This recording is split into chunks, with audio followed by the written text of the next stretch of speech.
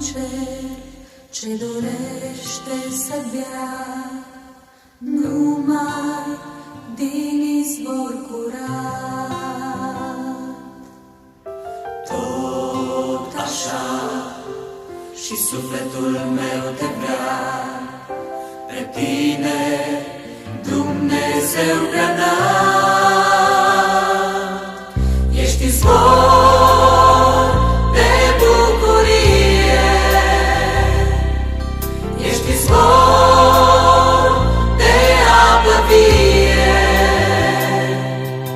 care umple viața mea, numai de iubirea ta, izvor curat din veșnicie.